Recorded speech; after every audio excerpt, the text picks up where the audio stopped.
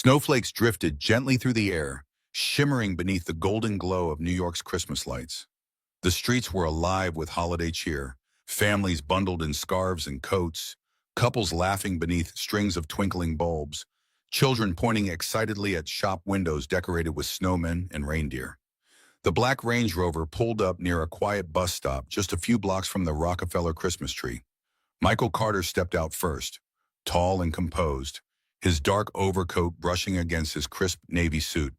He extended his hand, and a little girl with curls the color of sunlight jumped down into the fresh layer of snow. "Stay close, sweetheart," he said gently, adjusting her white knit hat. "We'll go see the big tree, then head home for Coco." Okay, Daddy," Kelly beamed, holding his hand tightly. The city felt magical that night. Christmas Eve always did. But Michael's eyes were distant, as if the lights of the season could never quite reach him. It had been 2 years since he lost his wife. And though he tried his best to smile for Kelly, the hole in his chest never fully closed. They walked slowly past the glowing storefronts, Kelly chattering about Santa and how many cookies they should leave by the fireplace. But suddenly, she stopped. Her voice fell to a whisper. "Daddy, why is that lady sleeping there?" Michael turned to where Kelly was pointing, the old wooden bench at the edge of the bus stop. There, curled up beneath the flickering bus route sign, was a young woman. She looked barely 20. Her blonde hair was messy, tangled with flakes of snow. She wore a pale, worn-out sweater that barely reached her elbows. In her trembling arms, she held something close to her chest. Michael stepped forward a little, squinting. It was a baby, wrapped in a thin, frayed blanket. The infant lay still, cheeks red from the biting cold, tiny fingers poking out and trembling slightly in the wind. Michael's heart tightened. He instinctively reached for Kelly's hand to keep walking. They were just strangers after all. The city was full of stories you could not fix. But Kelly pulled back. "Daddy," she said again, more firmly this time, eyes wide. "She has a baby. He's so little. Daddy, he's cold." Michael looked down at his daughter. Her small face was earnest, concern written in every innocent feature. For a moment he hesitated, his breath visible in the frosty air, mind swirling between logic and emotion. 2 years ago, Sarah would have already been kneeling beside the bench, offering help without hesitation. His late wife had possessed that rare quality of immediate compassion, one that didn't calculate risk or convenience, one that simply saw need and responded. Kelly had inherited that same instinct, it seemed. Without a word, Michael slowly bent down and began to unwrap the soft red scarf from around Kelly's neck. She said nothing, just watched as her father stepped toward the sleeping woman. Kneeling beside the bench, Michael gently laid the scarf over the baby, careful not to startle either of them. The infant stirred slightly, lips moving in his sleep. Michael glanced up at the young woman. Her skin was pale, almost blue around the edges of her lips. Her arms clutched the child tighter, even in unconsciousness, as if instinctively guarding him. He reached out a hand and touched her shoulder lightly. "Miss," he said, voice low but urgent. "Miss, you can't stay out here tonight." She did not respond. Michael leaned closer, concern deepening. His voice broke just slightly. "Please wake up." The wind blew a little harder then, sending a chill through his spine. In the distance, a chorus of carolers could be faintly heard, singing Silent Night. And yet nothing about this moment felt silent. He turned back briefly and saw Kelly watching him, not with fear, but hope. A memory flashed across his mind. Sarah in the hospital, her hand weak in his, whispering, "Promise me you'll show her how to be kind, Michael. Promise me you'll teach her that matters more than anything." He turned back to the young woman, still kneeling, determination settling into his features. Grace Miller awoke in a jolt of panic. The cold hit her first, sharp and biting. Then came the fear. Her arms clutched the bundle against her chest, her baby. Her eyes flew open. Snow was falling heavier now. Her back ached from the frozen bench. But what startled her most was the tall man kneeling beside her, the scent of cologne and city air clinging to him. He was dressed in a tailored coat, leather gloves, and he was holding something in his arms. Her baby. "No," she gasped, lunging forward. "Give him back." The man didn't flinch. His voice was steady and low. "He's freezing. You need to come inside." She tried to stand, her legs trembling. "I don't need your pity." Michael Carter studied her. Young, barely 20, her blonde hair was tangled and crusted with frost. Her lips cracked, her sweater stretched thin, but it was her eyes that held him. Defiant, desperate, exhausted. The baby stirred weakly. Michael adjusted the scarf, his daughter's scarf, around the infant's small body. The child's skin was pale, his lips tinged blue. "I'm not offering pity," he said. "I'm offering warmth." Grace's eyes filled with tears, but she blinked them back. People only help when they want something. I've learned that the hard way. A gust of wind cut through them. The baby let out a weak, wheezing cough, then another. Michael stood holding the baby tighter. "You can come or not, but I'm not leaving him to freeze." For a moment, Grace didn't move. Her arms ached for her son. Every part of her screamed to grab him back, to run, but something in the man's eyes stopped her. They weren't cruel.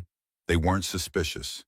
They were kind, kind like a father. She took a hesitant step. "His name is Noah," she whispered. Michael nodded. "I'm Michael. I have a hotel a few blocks from here. You can stay there tonight." She glanced at her soaked shoes, then back at her baby, swaddled in a scarf that wasn't his, held by a man she didn't know. But her feet moved. She followed. "A hotel?" Grace asked, her voice thin with suspicion. "What kind of hotel?" Michael looked over his shoulder as they walked toward the Range Rover where Kelly waited. "The kind I own," he said simply. "The Archer on 5th. My daughter and I will take you there, get you settled, make sure you and Noah have everything you need for tonight. No strings?" Grace stopped walking. "People always say that, no strings. But there are always strings." Michael turned to face her fully, snow gathering on his shoulders. "The only string," he said, "is that it's Christmas Eve, it's 20 degrees, and your son needs to be warm." "Nothing else," a small voice called from the Range Rover. "Daddy, is the baby coming with us?" Michael looked back at Kelly, then to Grace, his gaze steady.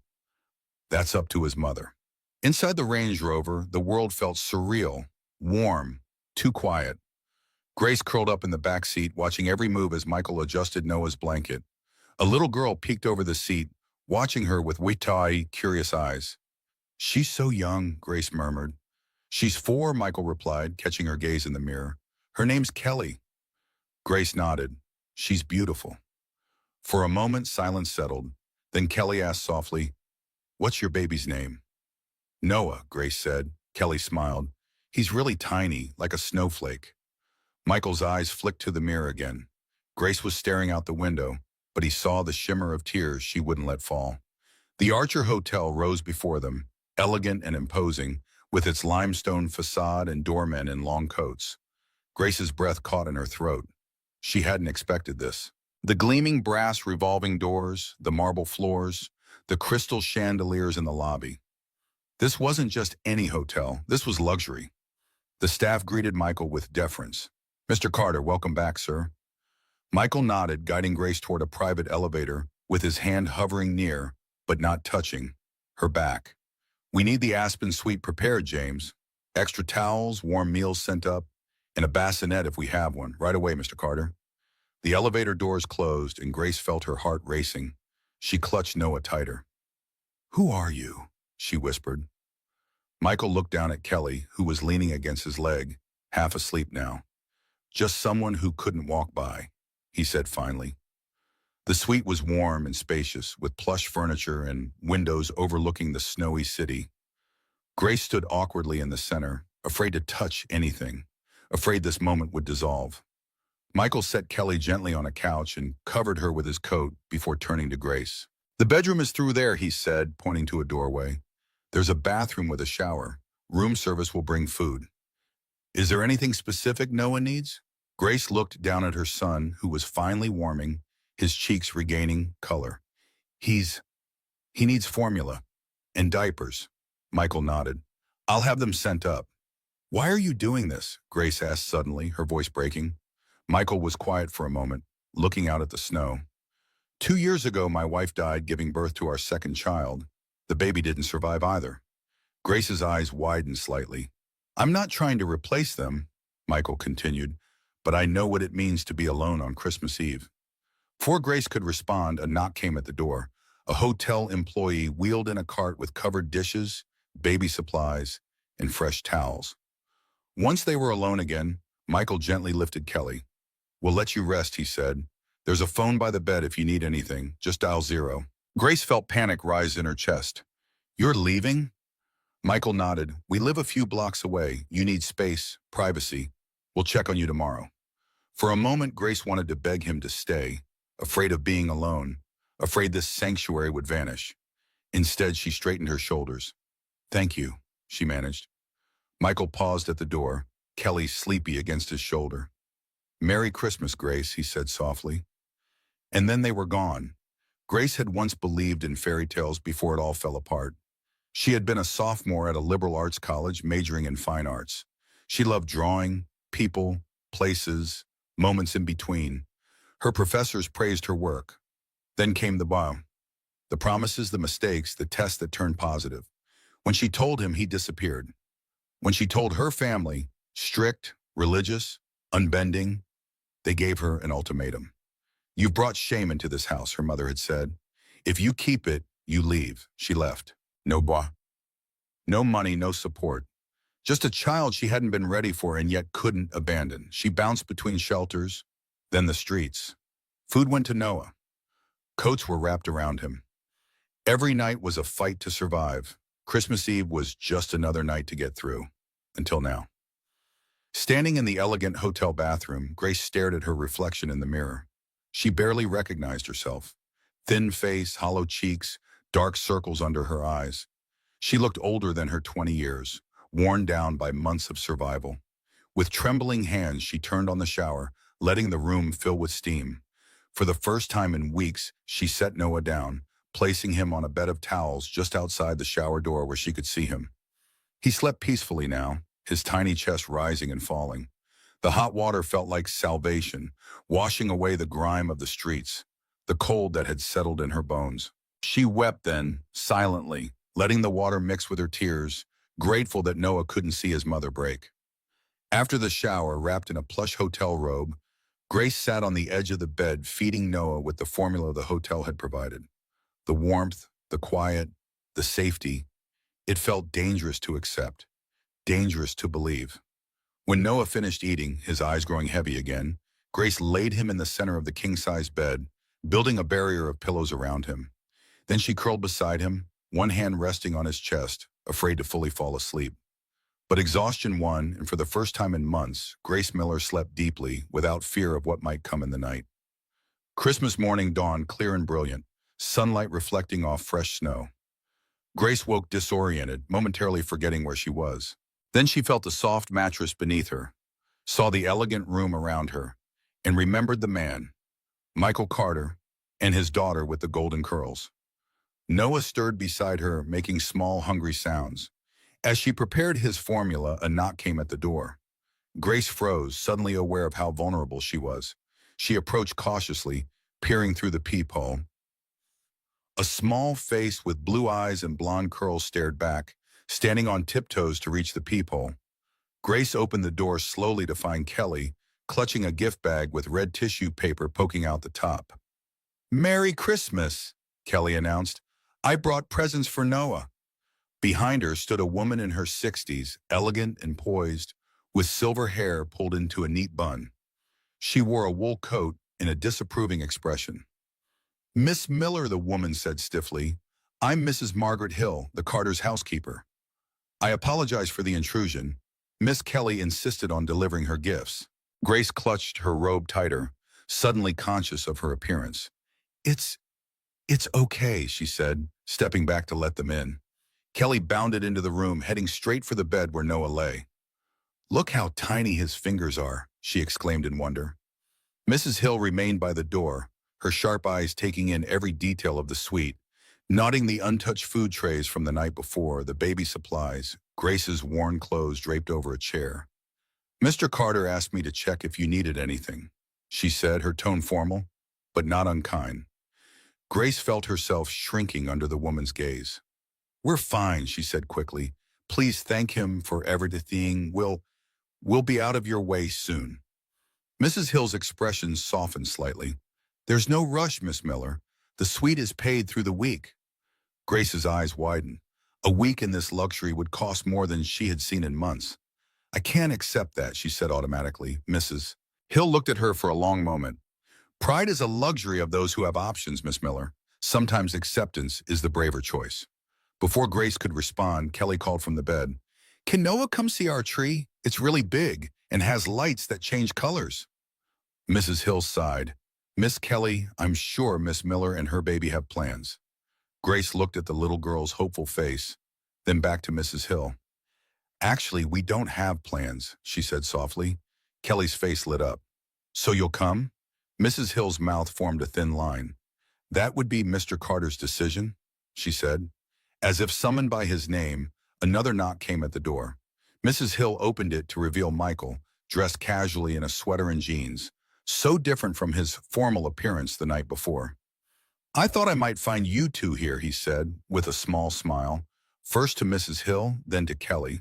His eyes finally settled on Grace. Merry Christmas, he said warmly. Grace suddenly felt painfully aware of her situation. Standing in a borrowed robe in a hotel room she couldn't afford, with a man whose kindness she couldn't understand.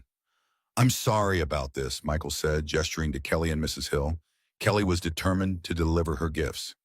Daddy, Grace nodded. Can they come see our tree, please? Michael looked at Grace, his expression gentle but questioning. That's entirely up to Grace, he said. All eyes turned to her. Grace felt the weight of the moment, of the choice. She could retreat, protect herself and Noah from further involvement, from the inevitable disappointment when this fairy tale ended. Or she could step forward, accept one more kindness, one more moment of warmth. She thought of the night ahead, alone in this beautiful room, and then the nights after that, back on the streets when the week was over. That would be nice, she heard herself say, if it's not too much trouble. Kelly clapped her hands in delight. Mrs. Hill's expression remained neutral, but her eyes held a warning that Grace understood perfectly. Don't get attached. Don't expect more. We live just a few blocks away, Michael said. Whenever you're ready.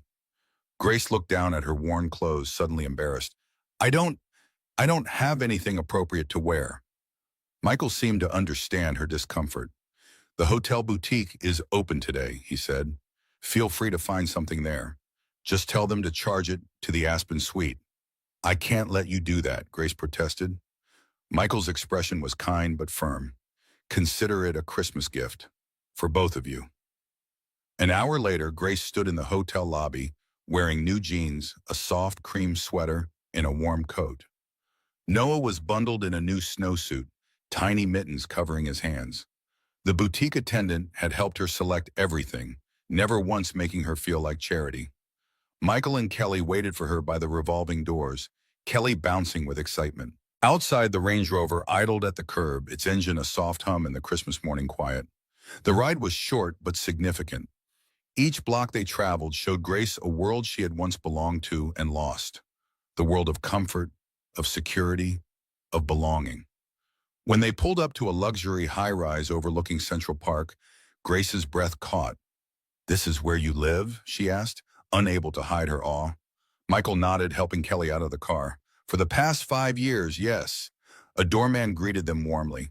Merry Christmas, Mr. Carter. And Miss Kelly, Merry Christmas, Thomas. Kelly replied, reaching for Grace's hand as they entered the lobby. The elevator ride to the penthouse was smooth and silent. Grace felt as though she was floating upward, away from reality, into some dream she didn't dare believe. Noah stirred against her chest, his eyes opening to take in the strange new surroundings. When the elevator doors opened directly into the penthouse foyer, Grace froze. Warm light poured across polished hardwood floors. Floor-to-ceiling windows showcased a sweeping view of the snow-covered park and the city beyond. In the corner stood a towering Christmas tree, glowing with gold and red ornaments. It looked like a scene from a movie. Her breath caught. Michael stepped out carrying Noah. Kelly skipped ahead, calling, Come on, this is our home. Grace hovered in the doorway, arms crossed tightly. She didn't step inside. Michael noticed. You're safe here, he said gently. Something in his voice and the gentleness of his words broke through Grace's defenses. She stepped forward, into the warmth, into the light. The morning unfolded like a dream. Kelly showed Grace every ornament on the tree, explaining each one's history with the solemnness of a museum curator. Mrs. Hill prepared a Christmas breakfast of pancakes shaped like stars, crisp bacon, and fresh orange juice. Michael moved through it all with quiet grace, attentive but not hovering. After breakfast, they gathered in the living room where presents waited under the tree. "Santa came," Kelly exclaimed, eyes wide with wonder. Grace sat on the edge of a plush armchair, Noah sleeping peacefully in her arms, watching as Kelly tore through colorful packages. Each gift was met with genuine delight. Books, choice, a child-sized easel with paints. Grace's heart ached with a bittersweet mix of joy for Kelly and sorrow for what Noah might never have. As if reading her thoughts, Michael appeared beside her, holding a small wrapped package. "This is for Noah," he said softly, "and there was something for you too." Grace stared at the package, unable to speak. Her fingers trembled as she took it, carefully balancing Noah in one arm. Inside was a tiny silver rattle, elegant and simple. "It was Kelly's when she was a baby," Michael explained. "I thought Noah might like it." Grace felt tears threatening again, but she held them back. "Thank you," she managed. Michael nodded toward another package on a side table. "That one's yours if you'd like to open it." Curious, Grace rose and went to the table. The package was flat and rectangular, wrapped in simple silver paper. With care, she unwrapped it, revealing a leather-bound sketchbook and a set of professional drawing pencils. She looked up at Michael in surprise. "Kelly mentioned you were an art student," he explained. "I thought you might like to draw again." Grace ran her fingers over the smooth leather cover, the high-quality paper within. It had been so long since she'd held proper art supplies, so long since she'd allowed herself to create rather than simply survive. For the first time since entering the penthouse, she smiled, a real smile that reached her eyes. "Thank you," she said, and this time her voice was steady. The day continued with quiet moments, Kelly showing Grace her room, her toys, her books, Michael preparing hot chocolate with tiny marshmallows, Mrs. Hill moving efficiently through it all, her initial stiffness gradually softening as she watched Grace gently care for Noah, never asking for anything, expressing gratitude for every small kindness. As afternoon shadows lengthened across the snow-covered park, Grace found herself alone with Michael in the kitchen, while Kelly napped and Noah slept in a makeshift bassinet fashioned from a drawer and soft blankets. "You have a beautiful home," Grace said, breaking the comfortable silence. "And a beautiful family." Michael smiled, though it didn't quite reach his eyes. "Thank you. It's been just Kelly and me for 2 years now." Grace hesitated, then asked, "Your wife?" Michael nodded, looking out at the park. "Sarah. She died in childbirth. There were complications. We lost both her and the baby." "I'm so sorry," Grace whispered. Michael turned to her, his gaze direct but gentle. "And you? How did you end up on that bench?" Grace looked down at her hands, at the pencil she'd been holding from the set he'd given her. For a moment, she considered deflecting, offering the simplified version of her story, but something about his honesty, his willingness to share his own pain, made her brave. "I was a sophomore at Parsons, fine arts major. I had a scholarship. Then I got pregnant and everything fell apart." She told him everything: the boyfriend who vanished, the parents who chose their reputation over their daughter, the months of shelters and street corners, of protecting Noah at all costs. Michael listened without interruption, his face a study in compassion without pity. When she finished, he simply said, "You're incredibly brave, Grace." She shook her head. Brave would have been finding a way to make it work. Brave would have been not ending up on that bench. "No," Michael countered. "Brave is choosing your child over security. Brave is surviving when everything is against you. Brave is accepting help when it's offered, even when pride says not to." Their eyes met, and for a moment, understanding flowed between them. Two people who had lost different things but knew the same pain of having life upended in an instant. The moment was broken by Noah's cry from the living room. Grace moved immediately, her body attuned to her child's needs. Michael watched her go, something shifting in his expression. That evening, when the sky had darkened and the city lights twinkled against the night, Michael approached Grace as she stood by the windows, Noah sleeping against her shoulder. "I have a proposal," he said carefully. Grace tensed immediately, her defenses rising. Michael seemed to sense her reaction. Not that kind of proposal, he clarified. An offer. I own a guest house on my estate in Connecticut. It's private, fully furnished. You and Noah could stay there just until you get back on your feet. A month maybe? No obligations, no expectations. Grace stared at him, searching for the catch, the hidden motive. Why? She asked finally. Why would you do that for someone you just met? Michael was quiet for a moment, considering his answer. Before Sarah died, she made me promise something. She made me promise to teach Kelly that kindness matters more than anything. I haven't always kept that promise well. But when Kelly saw you and Noah last night, she reminded me of it. This isn't about charity, Grace. It's about keeping a promise. Grace looked down at Noah, at his peaceful face, at the tiny fingers curled against her shoulder. She thought of the weeks ahead, of returning to the shelters, of the cold, of the constant fear. 1 month, she said finally, and I want to work. I need to earn my keep. Michael nodded, respecting her terms. We can figure that out, he agreed. Later that night, as the Carter penthouse grew quiet, Grace stood in the guest bedroom where she and Noah would sleep before leaving for Connecticut the next day. The room was elegant and understated, with a view of the twinkling city. She laid Noah in the center of the bed, building another pillow fortress around him. Then she took out the sketchbook Michael had given her and, for the first time in months, began to draw.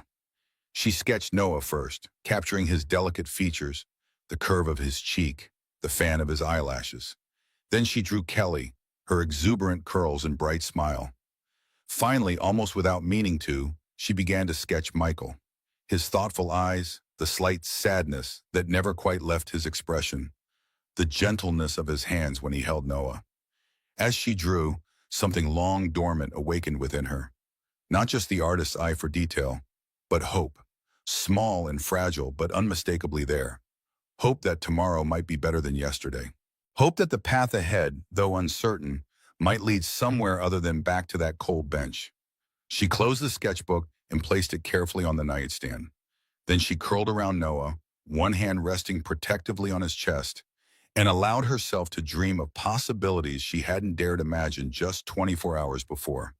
The next morning came with fresh snow and new beginnings. Grace packed the few belongings they now had, the clothes from the hotel boutique, the sketchbook and pencils. Noah's new rattle. It wasn't much, but it was more than they'd had 2 days ago. Mrs. Hill appeared at her door, her expression softer than it had been the day before. The car will be ready in an hour, Miss Miller. I've prepared some breakfast for you in the kitchen. Thank you, Mrs. Hill, Grace replied.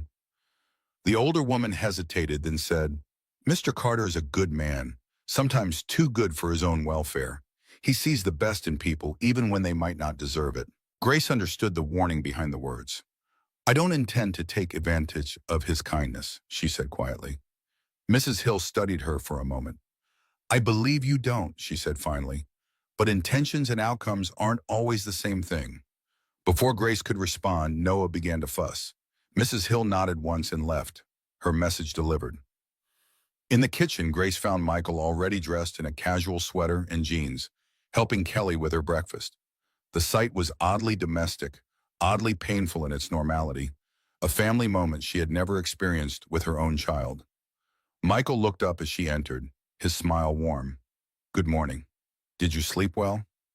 Grace nodded, settling Noah in her arms as she took a seat at the island. Better than I have in months, thank you. Breakfast was simple but delicious. Warm croissants, fresh fruit, steaming coffee. Kelly chattered about the guest house, explaining its features with the authority of someone who considered it her domain. There's a pond with ducks, and a big tree with a swing. And in summer there are flowers everywhere. Grace listened, trying to imagine this new temporary home, trying not to let her heart attach too firmly to the image. As they prepared to leave, Michael's phone rang. His expression shifted as he answered, professional and focused.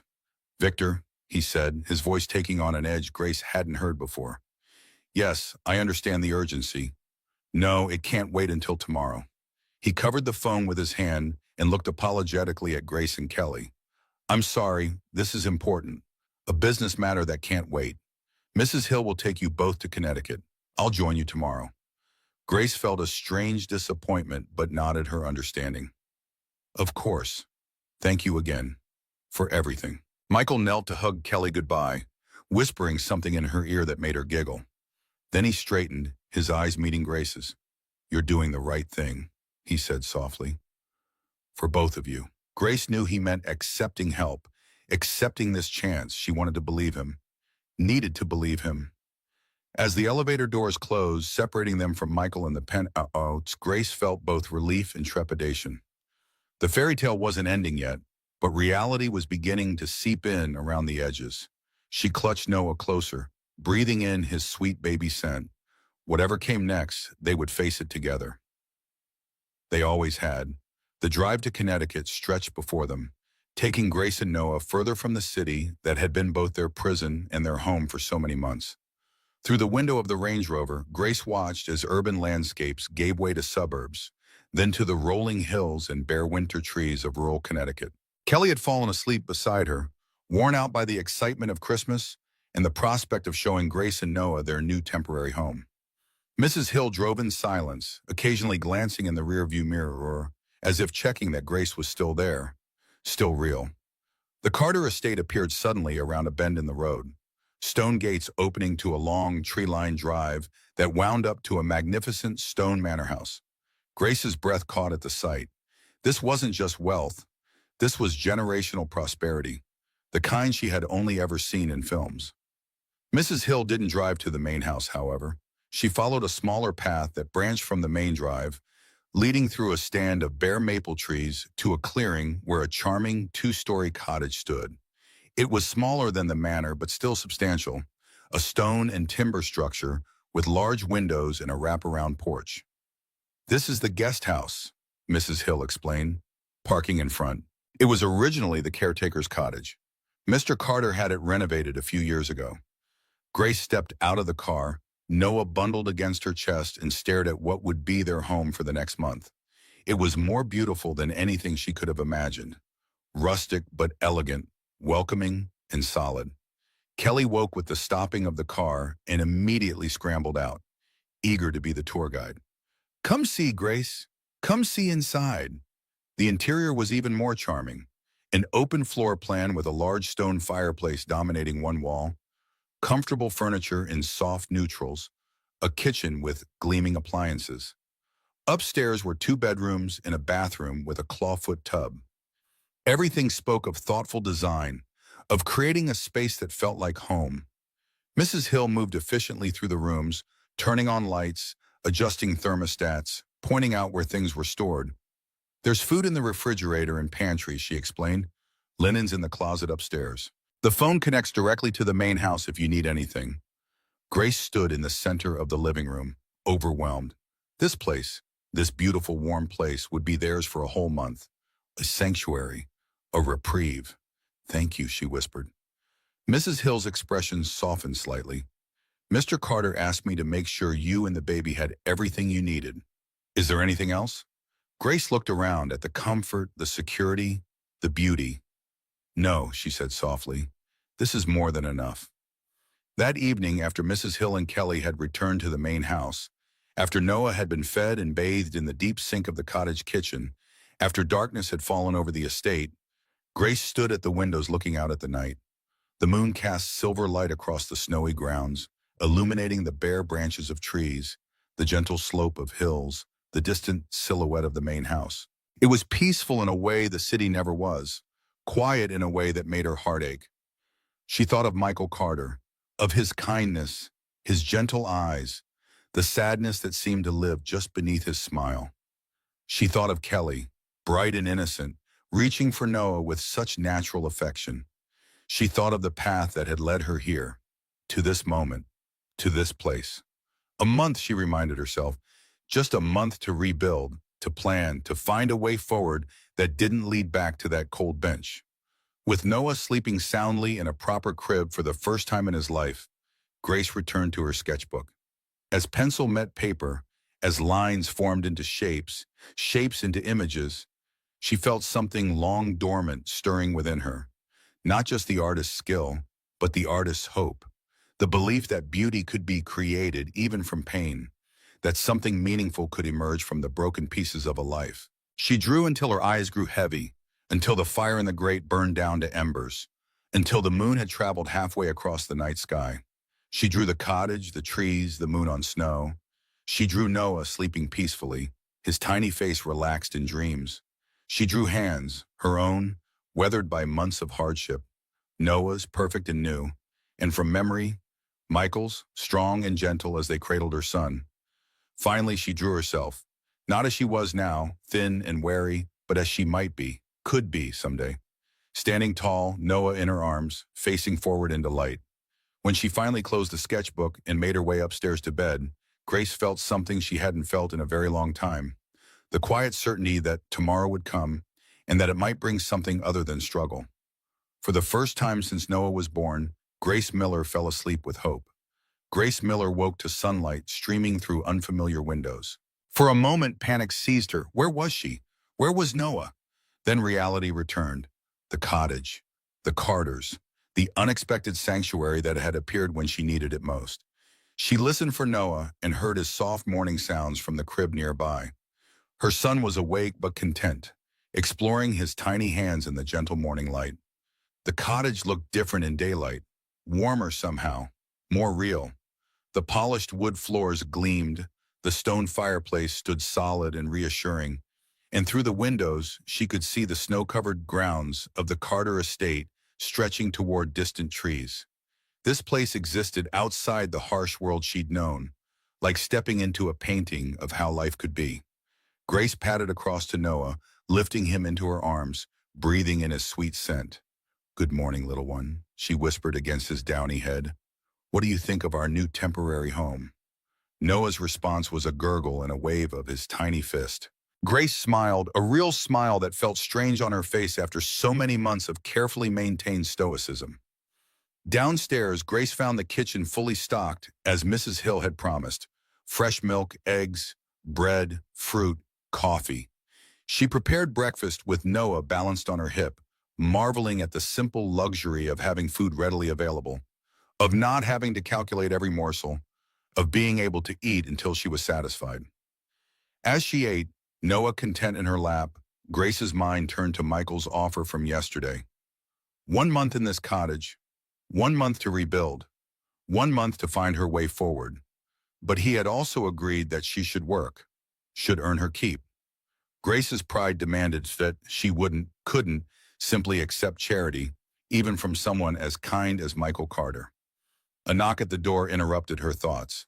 She opened it to find Kelly bouncing on the porch, bundled in a pink snowsuit, Mrs. Hill standing behind her with a resigned expression. "Can Grace come play in the snow?" Kelly asked Mrs. Hill for the dozenth time. "That's up to Miss Miller," Mrs. Hill replied, her tone softening slightly when she saw Grace with Noah in her arms. "Good morning, I trust you slept well?" Grace nodded, stepping back to invite them in from the cold. "Very well, thank you. Everything is perfect." Mrs. Hill's lips thinned in what might have been a smile. "Mr. Carter called this morning. His business in the city is taking longer than expected. He asked me to ensure you're settling in." Kelly tugged at Grace's sweater. "Can we show Noah the pond? It's frozen over and looks like magic." Grace looked down at the eager child, then at Mrs. Hill, uncertain of the protocol. Mrs. Hill seemed to understand her hesitation. "The estate is quite safe, Miss Miller. You're welcome to explore the grounds. Just stay within sight of either house." Grace felt a strange mix of relief and disappointment at the news of Michael's delayed arrival. Relief because his presence unsettled her in ways she wasn't ready to examine. And disappointment because what? Because she wanted to thank him again? Because Kelly clearly missed her father? Because the cottage, for all its charm, felt somehow incomplete without him? "Let me bundle Noah up," she told Kelly. "Then we can go see your magical pond." The morning unfolded in a series of small, perfect moments that Grace tucked away in her memory like treasures. Kelly leading her through snowy paths, explaining the estate's geography with a child's absolute authority.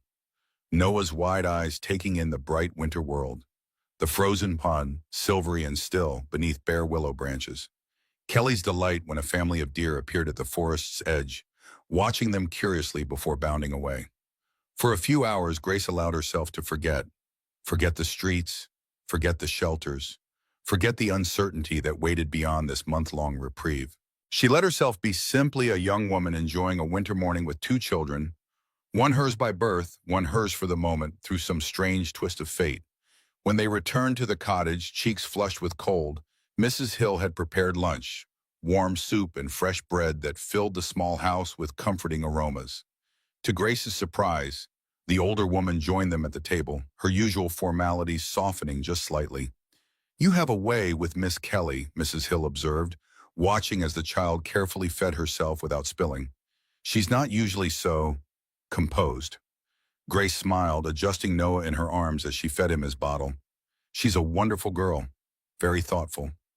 Mrs. Hill nodded, something unreadable crossing her expression. "She's had a difficult time since her mother passed. Mr. Carter has done his best, but—" The sentence hung unfinished, but Grace understood. The absence of a mother left a particular kind of hole, one that even the most devoted father couldn't quite fill. After lunch, Kelly reluctantly returned to the main house with Mrs. Hill for her afternoon nap. Grace stood on the porch watching them go, feeling an unexpected emptiness once they disappeared from view. The cottage seemed suddenly quiet, almost too quiet. With Noah settled for his own nap, Grace took out her sketchbook and began to draw. The images flowed more freely now. The pond, the deer, Kelly's bright face as she pointed out a cardinal against the snow. Her fingers remembered their old skill. Her eyes found the details that made each scene unique. For the first time in months, Grace lost herself in creation rather than survival. Later that afternoon, a different knock came at the door, firmer, more authoritative. Grace opened it to find a man in a crisp suit standing on the porch, his expression coolly professional. "Miss Miller, I'm Jason Evans, Mr. Carter's assistant. He asked me to deliver these to you." He held out a sleek laptop and a folder of papers. Grace took them hesitantly. "Thank you, but I'm not sure I understand. Mr. Carter mentioned you were interested in working during your stay. He thought these might help."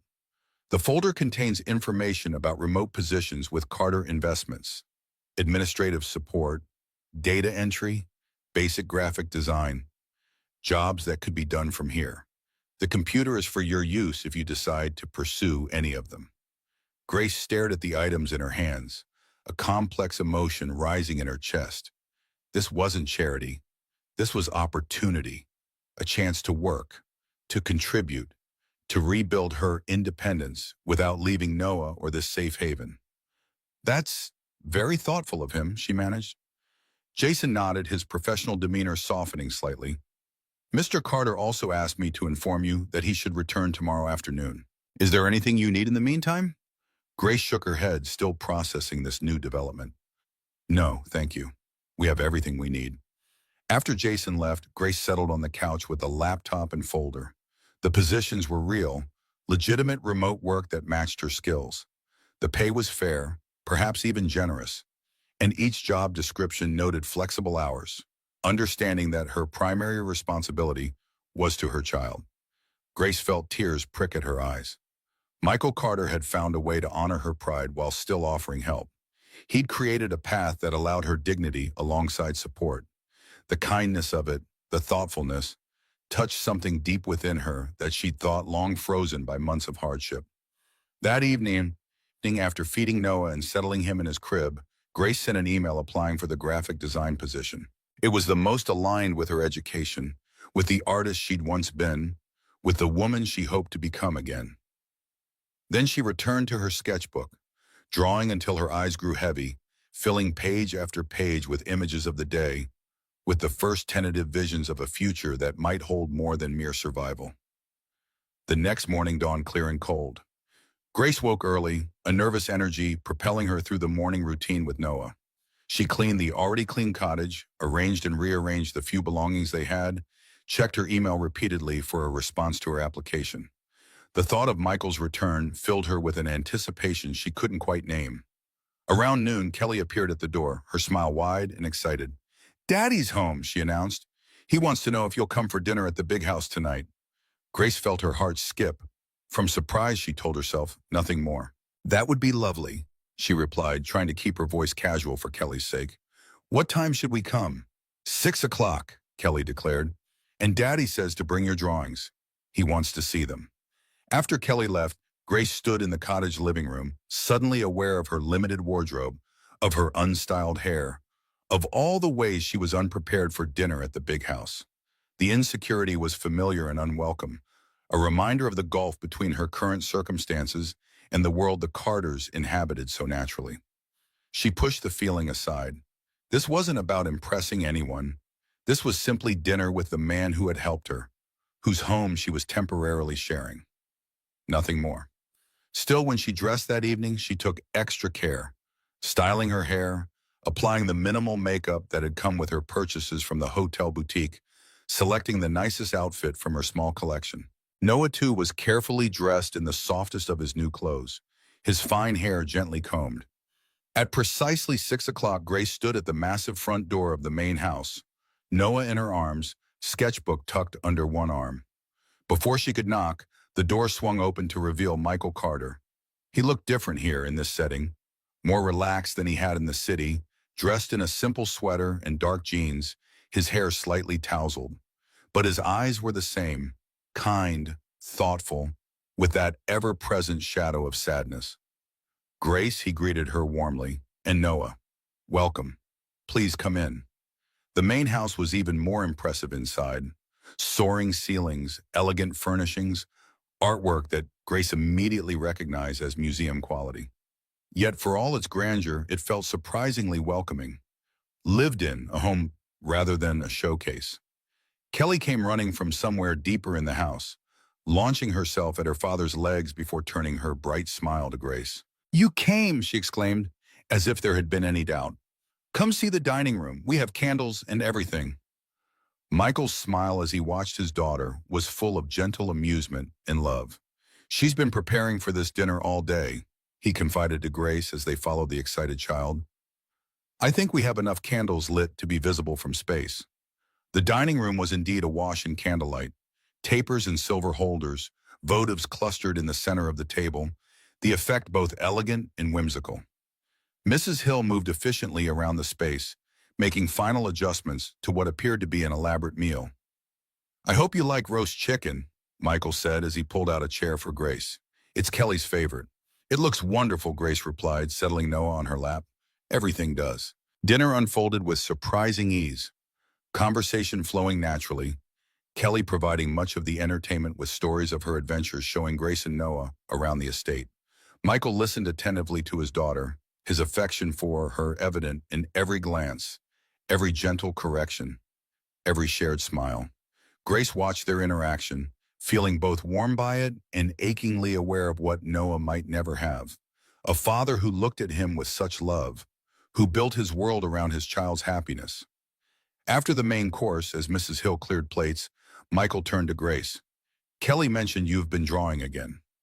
Grace felt suddenly self-conscious, aware of the modest sketchbook beside her chair. "Just a little. It helps pass the time." "May I see?" Michael asked, his tone genuinely interested. Grace hesitated, then nodded, passing him the sketchbook.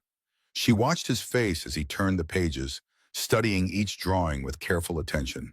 His expression shifted subtly, surprise, then appreciation, then something deeper she couldn't quite name. "These are extraordinary, Grace," he said finally, looking up to meet her eyes. "Truly, you have remarkable talent." The compliment warmed her more than it should have. "I was studying fine arts before everything changed," she explained. Michael nodded, turning to another page. A sketch of Kelly at the frozen pond, her expression captured perfectly, the joy and wonder of childhood distilled in a few careful lines. "What would you have done if things had been different?" The question caught Grace by surprise. It had been so long since anyone had asked about her dreams, her ambitions, the person she'd been before becoming simply Noah's mother, simply a survivor. "I wanted to be an illustrator," she admitted. "Children's books, maybe, or magazines. I loved capturing moments, telling stories through images." Michael studied another drawing, this one of Noah sleeping, his tiny face peaceful, vulnerable. "You still could," he said quietly. Grace smiled, a hint of her old bitterness surfacing. Single mothers without degrees or portfolios aren't exactly in high demand in the art world. Michael looked up, meeting her eyes directly. "You have a degree, just not a completed one." You have talent, extraordinary talent. And you have time, Grace. A month here to build a portfolio, to apply to finish your degree, to find your path back. His words held such certainty, such conviction, that for a moment Grace allowed herself to believe them, to imagine that future, her and Noah, stable, secure, her creating art that mattered, him growing up proud of his mother, rather than ashamed of their circumstances. Before she could respond, Kelly tugged at Michael's sleeve. Can we have dessert now, Daddy? I helped make it. The moment broke, the conversation shifting to lighter topics.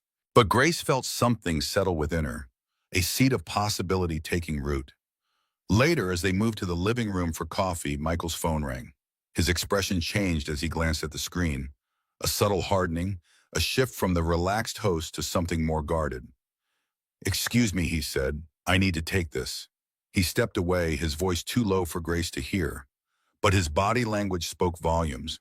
Tension in his shoulders, a slight pacing motion, the occasional sharp gesture of his free hand.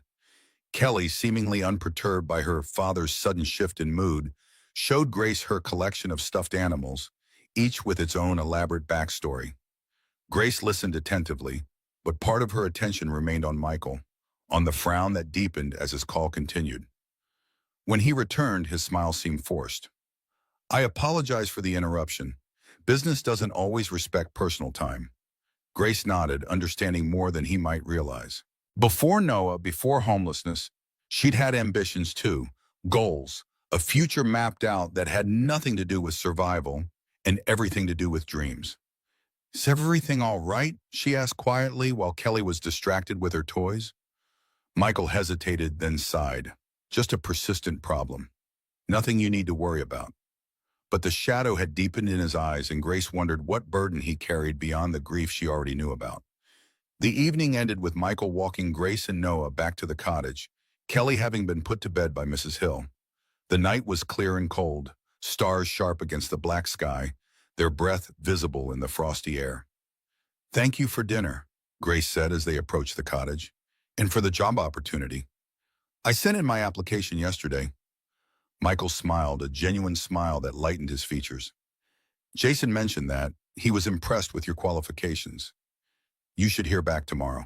They stood for a moment on the cottage porch, an awkward silence falling between them. Noah had fallen asleep against Grace's shoulder, his gentle breathing the only sound. Michael cleared his throat. I meant what I said earlier, Grace, about your talent, your potential.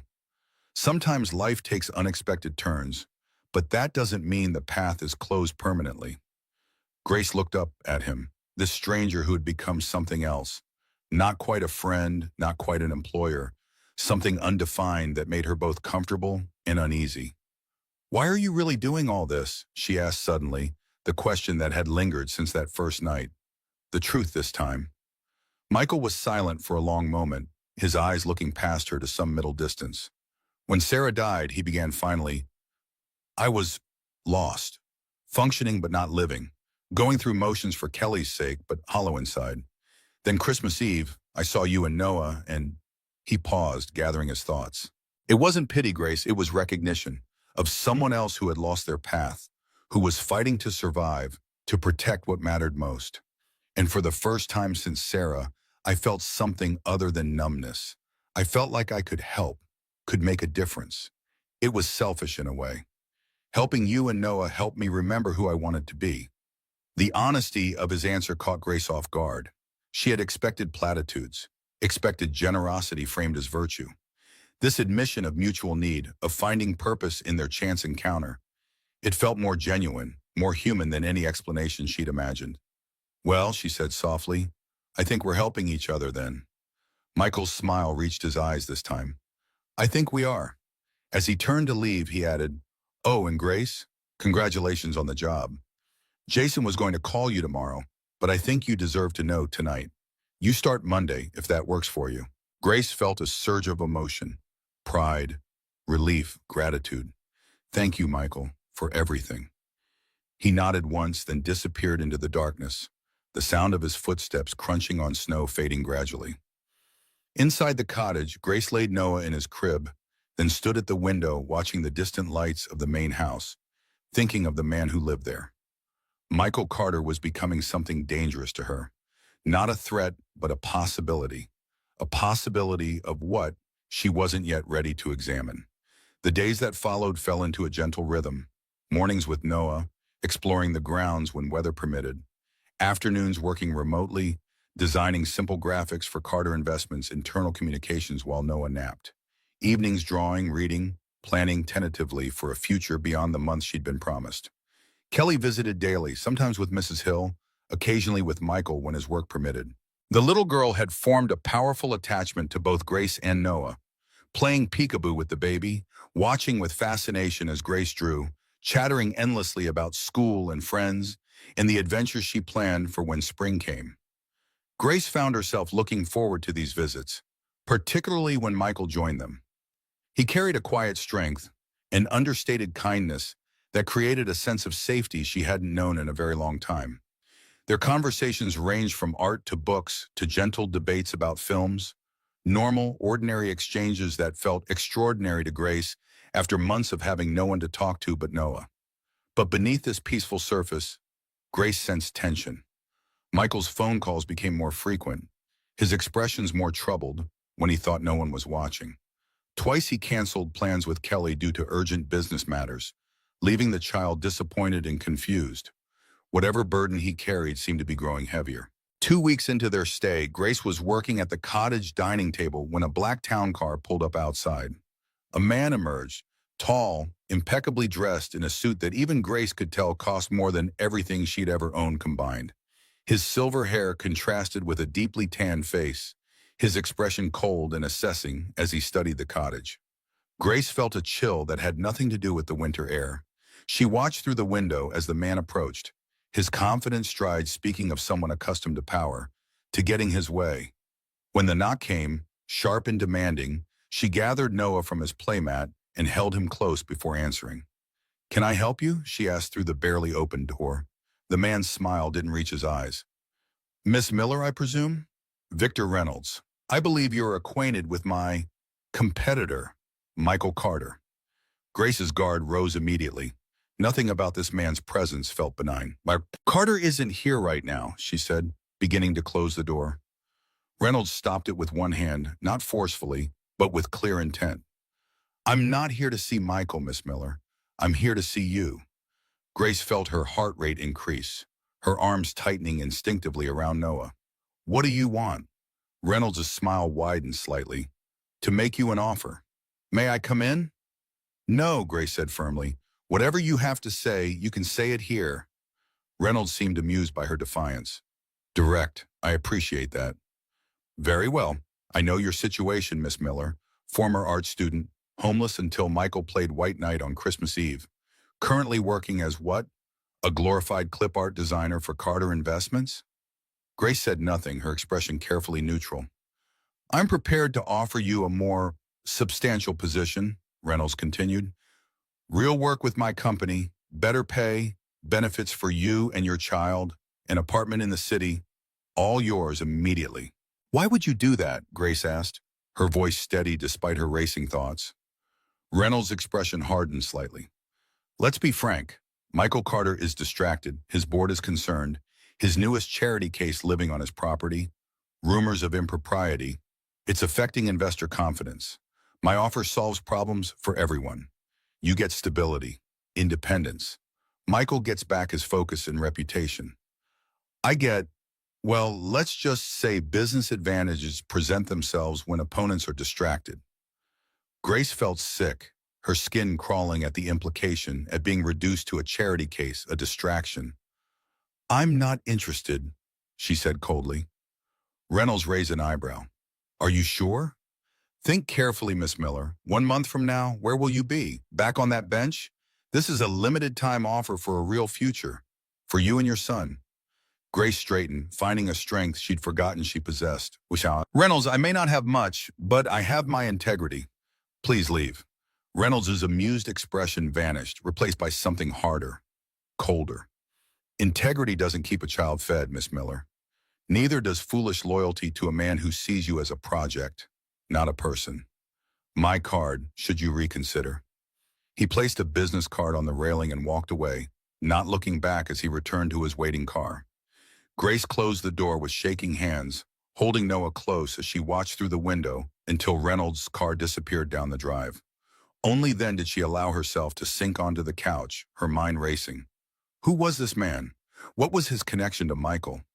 And more troublingly, how had he known about her background, about the precise nature of her situation? She glanced at the clock.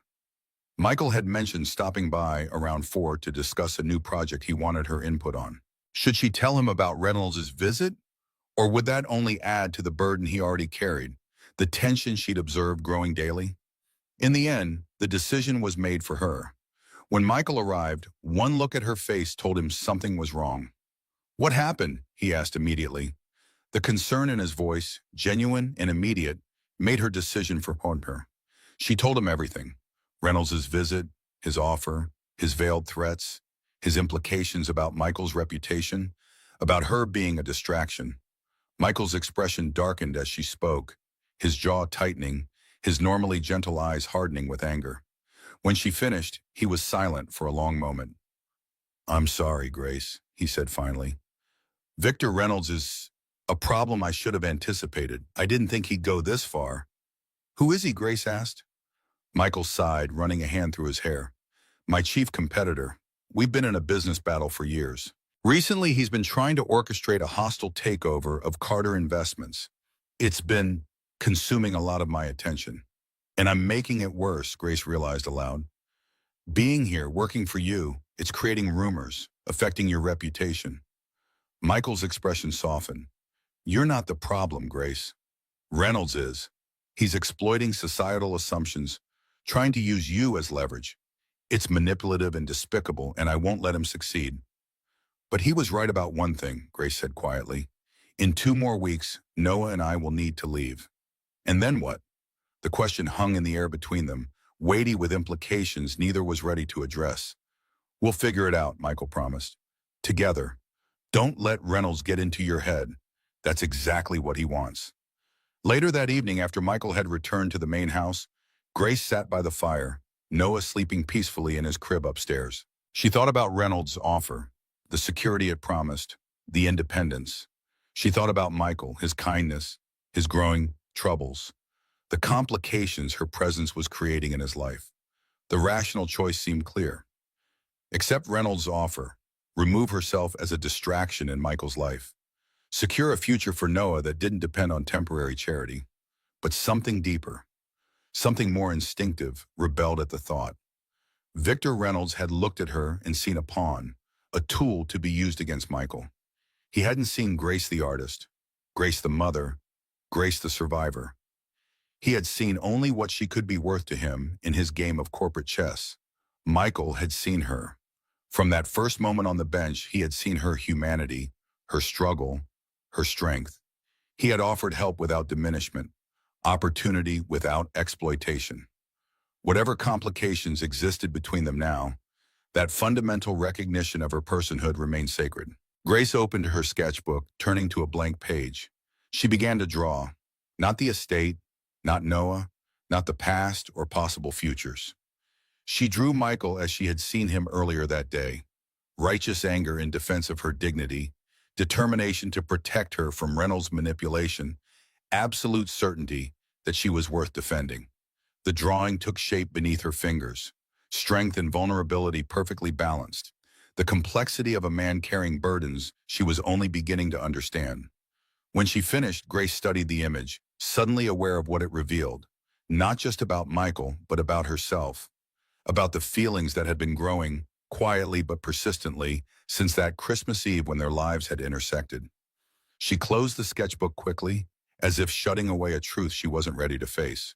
But the knowledge remained, hovering at the edges of her consciousness, impossible to fully ignore. Grace Miller was falling in love with Michael Carter, and nothing could be more dangerous to the fragile security she had found. The next morning brought heavy snow and a call from Mrs. Hill. Michael had been called back to the city unexpectedly. An emergency board meeting, something to do with Reynolds' latest maneuver. He would be gone for at least 2 days. The news should have brought relief, time to sort through her confused feelings, to rebuild her emotional defenses. Instead, Grace felt a hollow disappointment that she couldn't justify even to herself. Kelly, deprived of her father's company and school due to the snowstorm, appeared at the cottage shortly after breakfast, hopeful for companionship. Grace welcomed her, grateful for the distraction from her thoughts. They spent the morning baking cookies, making snow angels outside the cottage, reading stories by the fire. Kelly's bright presence filled the cottage with laughter, with normalcy, with the simple joy of childhood that Grace had feared Noah might never experience. After lunch, while Noah and Kelly both napped, the little girl curled on the couch under a blanket, the baby in his crib upstairs, Grace checked her work email. There was a message from Jason, Michael's assistant, with a new project attached, designs for the annual Carter Foundation Charity Gala to be held in 3 weeks. Grace opened the attached brief, reading through the requirements. It was a significant project, far beyond the simple internal graphics she'd been creating. This was public-facing work, high profile, with her name attached as designer. The kind of project that could form the cornerstone of a professional portfolio. A note at the bottom of the brief caught her attention. Mr. Carter specifically requested your involvement in this project, citing your exceptional artistic sensibility.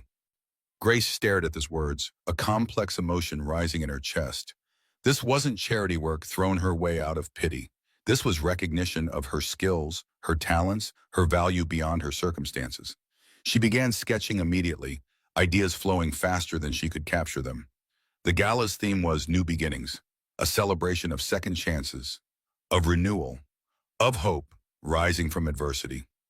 It resonated deeply with Grace, with her own journey, with the unexpected turn her life had taken since Christmas Eve.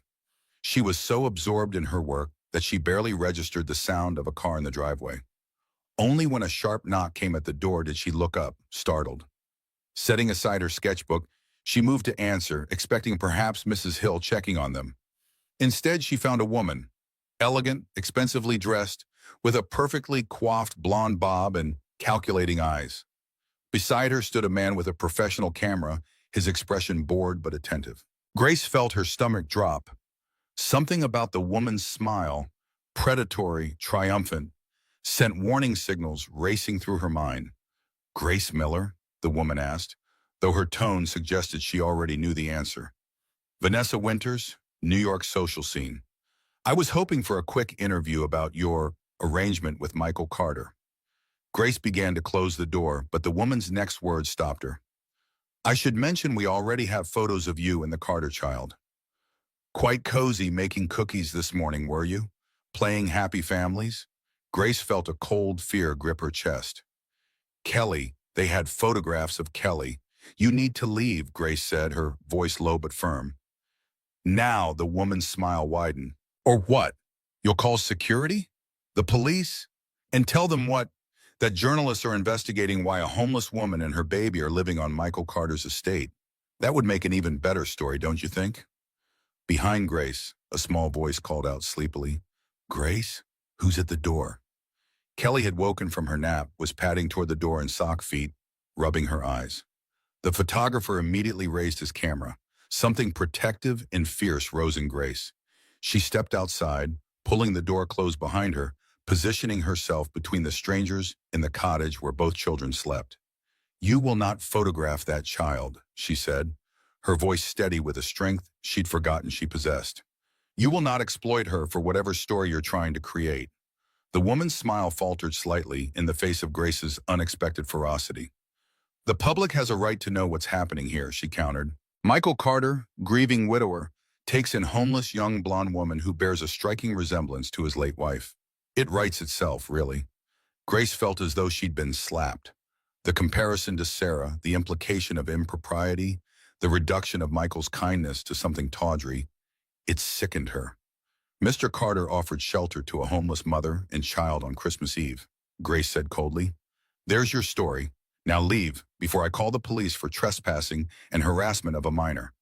The photographer lowered his camera slightly, looking uncertain, but the woman pressed on. Reynolds Investments is very interested in the impact your presence is having on Carter's business decisions. They've offered quite a substantial fee for an exclusive. And there it was, the connection to Victor Reynolds, the manipulation laid bare. "Get off this property," Grace said, her voice like steel. "Now." Perhaps sensing she would get nothing useful. The woman shrugged. "We have what we need anyway. Look for the article next week. Carter's Christmas charity case. Compassion or calculated distraction." Catchy, don't you think? They turned to leave, the woman's heels clicking on the frozen driveway as they returned to their car. Grace watched until they drove away, her heart pounding, her mind racing. When she returned inside, Kelly was sitting on the couch, confusion on her small face. "Who were those people, Grace?" "Just lost travelers looking for directions," Grace lied, hating the deception but unwilling to frighten the child. "Let's check on Noah, shall we? Then maybe we can finish our cookies." That evening, after Mrs. Hill had collected Kelly for dinner at the main house, Grace paced the cottage living room, Noah watching from his playmat. She needed to tell Michael about the reporters, about the threatened article, about Reynolds' apparent connection to the press invasion. But calling him during his emergency board meeting seemed irresponsible, potentially damaging. She was still deliberating when her phone rang, Michael's number flashing on the screen. Grace, his voice was tight with controlled anger. "I just received a call from Vanessa Winters seeking comment on our relationship." "What happened?" Grace told him everything. The unexpected visit, the photographer, the threats, the mention of Reynolds, her fierce protection of Kelly from their cameras. Michael was silent for a long moment after she finished. "I'm coming back tonight," he said finally. "This has gone too far." "No," Grace countered. "That's exactly what they want. To disrupt your business meetings, to make you appear distracted, irresponsible. Handle what you need to in the city. Kelly is safe with Mrs. Hill. Noah and I are fine." Another silence, then. "You're remarkable, Grace Miller. Do you know that?" The warmth in his voice, even through the phone, made her heart skip. "I'm a survivor," she replied simply. "I've faced worse than tabloid journalists." Michael sighed. "This is my fault. I should have anticipated Reynolds would stoop this low. I'm sorry you and Noah have been dragged into my business problems." Grace thought of Reynolds' visit, of his offer, of the simplest solution to Michael's troubles. Maybe Noah and I should accept Reynolds' offer," she said quietly. "Remove ourselves as a distraction. Make things simpler for you." "Absolutely not," Michael's response was immediate, vehement. "That's exactly what he wants. Grace, please promise me you won't contact him." The intensity of his reaction surprised her. "I promise," she said. "But Michael, we need to be realistic. In less than 2 weeks, our month here ends. Noah and I need a plan, and you need your life back, your reputation intact." When he spoke again, his voice was softer, almost vulnerable. "What if I don't want my life back? What if these past weeks, with you and Noah here, with Kelly happier than she's been in years? What if this feels more right than anything has since Sarah died?" The words hung between them, heavy with implication. Grace's breath caught, her hand tightening on the phone. "Michael," she began, unsure what would follow. He cut her off gently. "We don't need to figure everything out tonight. Just don't make any decisions until I get back." "Please, okay," she agreed. "Be careful, Michael." After they hung up, Grace stood at the window, watching snow begin to fall again, thick and silent in the gathering darkness. Michael's words echoed in her mind, stirring possibilities she hadn't dared consider. Possibilities both thrilling and terrifying in their potential. Whatever path forward they found, one thing was becoming increasingly clear. It wouldn't be simple. Reynolds, the press, the board, the complicated emotions growing between them, all formed obstacles to any future that might include both their families. Yet as she watched the snow transform the landscape, covering the old with clean, perfect white, Grace felt a fragile hope take root. New beginnings were possible. She had already come so far from that cold bench on Christmas Eve. Perhaps the journey wasn't over yet. Later that night, as Grace sketched designs for the charity gala, her phone chimed with an email notification. The sender was unfamiliar, but the subject line made her blood run cold. "Preliminary copy for review. Carter's Christmas charity case." With trembling fingers, she opened the email to find the draft article Vanessa Winters planned to publish, sent anonymously from what appeared to be a staff account at the magazine. The content was even worse than Grace had feared. Innuendos about her relationship with Michael, speculation about her resemblance to his late wife, questions about his judgment, his stability, his fitness to lead his company. Accompanying the text were photographs. Grace and Kelly making cookies, viewed through the cottage window. Grace standing protectively on the porch. And most disturbing, a much older photo that must have been taken during her time on the streets, showing her and Noah huddled on the bench where Michael had found them. Grace felt physically ill, violated by the invasion of privacy, by the manipulation of innocent moments into something tawdry, by the exploitation of her past struggles. But beneath the initial shock grew something else: determination. A fierce resolve not to be used as a weapon against the man who had shown her nothing but kindness. She forwarded the email to Michael with a simple note. "I think someone at the magazine doesn't agree with this article. Thought you should see it." His response came within minutes. "My lawyers will handle this. I'm coming home first thing tomorrow." "Grace, none of this is your fault. Remember that." Grace set her phone aside and returned to her sketching, but her mind was elsewhere. On Michael, on the battle he was fighting, on her unwitting role in it all, on the feelings that had grown between them, complicated now by external threats, by public scrutiny. Whatever came next, she knew one thing with certainty. She would not be Victor Reynolds' pawn. She would not allow her story, her struggles, her relationship with the Carters to be weaponized for corporate gain. She had survived worse than this. She would survive it still, with her dignity intact. As midnight approached, Grace put away her sketchbook and checked on Noah, sleeping peacefully in his crib. She brushed a gentle finger across his cheek, this child who had been both her greatest challenge and her greatest strength. "For you," she whispered, "whatever comes, whatever it paras, I will build us a future worthy of you." Outside, snow continued to fall, transforming the world in silence, covering the old, making way for the new. Grace watched it for a long time, finding in its quiet persistence a reflection of her own journey. From darkness toward light, from isolation toward connection, from mere survival toward the possibility of truly living again.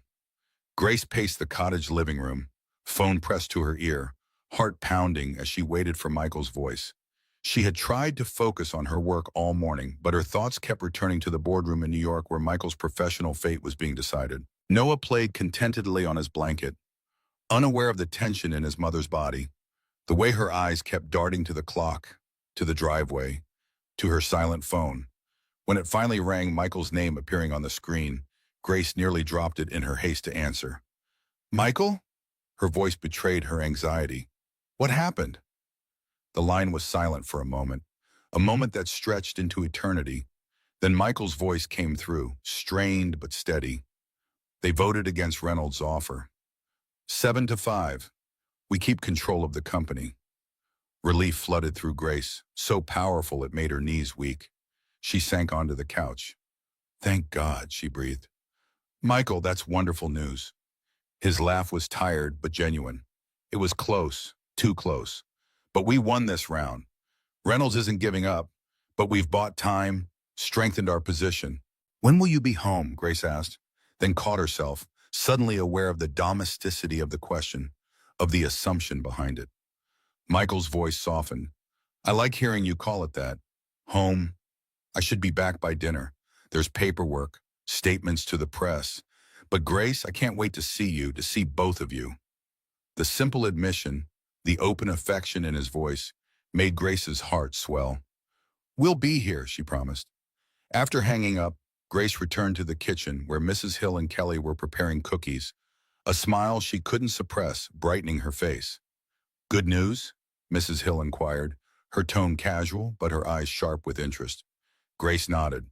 "The board voted to keep the company. They rejected Reynolds' offer." Something that might have been a smile touched Mrs. Hill's lips. "Well, that is good news indeed." Kelly looked up from her cookie cutting, flour dusting her cheeks. "Does that mean Daddy's coming home?" "Yes, sweetheart," Grace replied, her heart warming at the joy that spread across the little girl's face. "He'll be home for dinner." The afternoon passed in a flurry of activity, finishing the cookies, tidying the cottage, helping Kelly create a welcome home sign for her father. Grace found herself humming as she moved about the space, caught occasionally by Mrs. Hill's knowing gaze. Later, as Mrs. Hill prepared to take Kelly back to the main house to change for dinner, she paused at the cottage door. "Ms. Miller," she began, her usual formality firmly in place. "I feel I should apologize for my initial reservations about your presence here." Grace looked up in surprise. "There's no need, Mrs. Hill. Your concern for the Carters was completely understandable." The older woman's expression softened slightly. "Perhaps, but I failed to see what Mr. Carter saw immediately. Your character, your dignity, despite circumstances, your devotion to your child. These are qualities I should have recognized sooner." Grace felt a surprising warmth at the woman's words, at the hard-won approval they represented. "Thank you, Mrs. Hill. That means a great deal coming from you." The housekeeper nodded once, a gesture that somehow conveyed both acknowledgement and a certain reserved affection. "Mr. Carter said he would be dining at the cottage this evening. I've taken the liberty of preparing something special. It should be delivered shortly." Grace smiled, touched by the thoughtfulness. "That's very kind. Thank you." After they left, Grace moved through the cottage with renewed energy, tidying the kitchen, freshening up, changing Noah into his cutest outfit. Her actions felt significant somehow, as if she were preparing not just for dinner, but for the beginning of something new, something important. When Michael arrived bearing a bottle of champagne and a small gift bag, the smile that lit his face at the sight of her made Grace's breath catch. This was not the smile of a man offering charity or even friendship. This was the smile of a man coming home to someone he loved. Dinner was a quiet celebration. The meal Mrs. Hill had sent over proving to be Michael's favorites, the champagne open to toast the board's decision, the conversation flowing easily between them. Noah sat in his high chair, occasionally babbling as if adding his own commentary, making them both laugh. "Jason tells me your designs for the gala have been unanimously approved," Michael said as they finished their meal. The event planner called them inspired and perfectly aligned with the foundation's mission. Grace felt a flush of pride. "It's a meaningful theme, new beginnings. It resonated with me." Michael's eyes held hers across the table.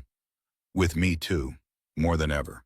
After the meal, as they settled on the couch before the fire, Noah sleeping peacefully in his portable crib nearby, Michael handed Grace the small gift bag he had brought.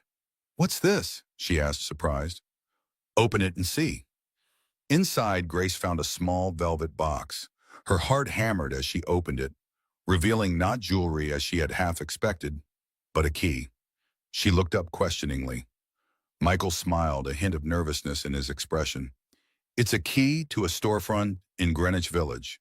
Commercial space, excellent natural light, recently renovated. Well, it could be a gallery, your gallery."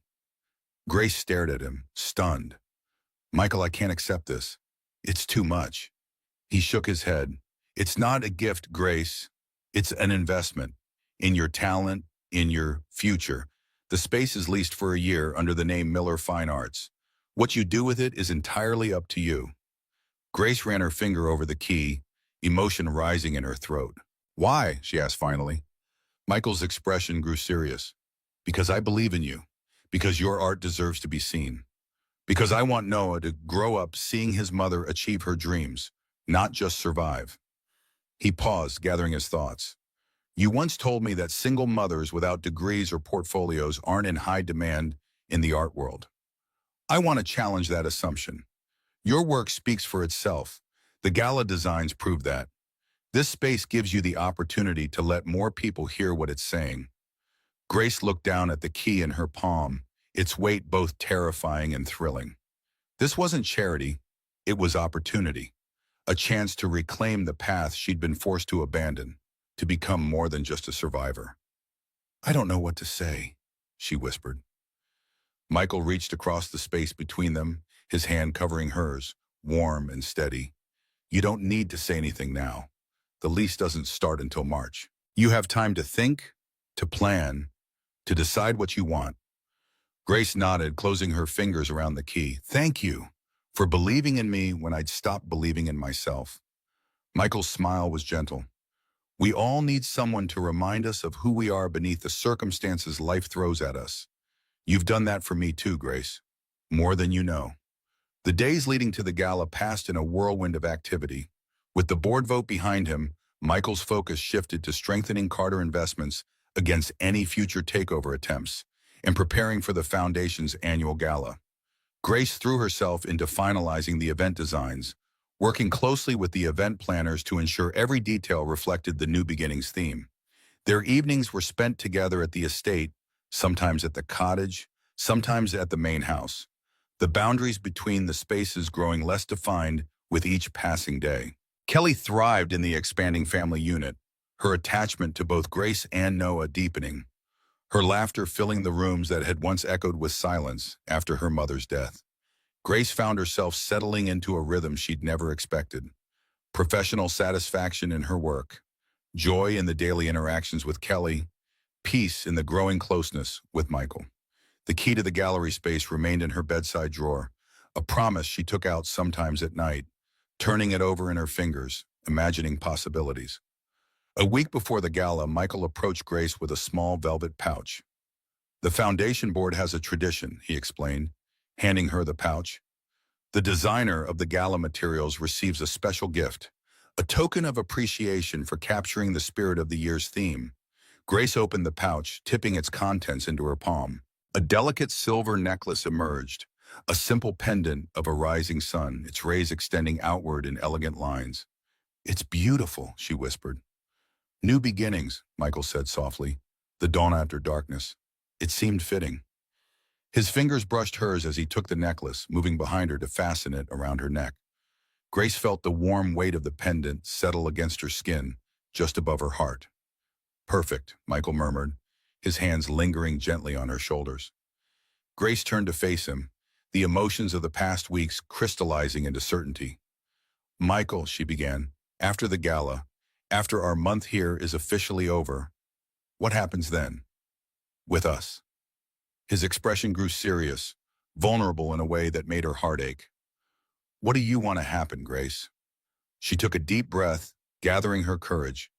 "I want to stop pretending this is temporary. I want Kelly and Noah to have the family they both deserve. I want—" She hesitated, then pushed forward. "I want us to build something real together. Something lasting." Michael's eyes never left hers, his voice steady but tinged with emotion. "I've wanted that since the night I saw you stand up to Reynolds. Maybe even before, but I needed to be sure you weren't choosing this out of gratitude or necessity. That you were choosing me, because it's what you truly want." Grace stepped closer, her hand rising to touch his face. "I am choosing.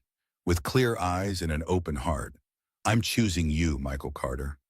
His arms encircled her, drawing her against him with gentle certainty. "And I choose you, Grace Miller. I think I've been choosing you since that Christmas Eve at the bus stop." When their lips met, it felt like coming home. Not to a place, but to a person. To the knowledge that whatever paths lay ahead, they would walk them together.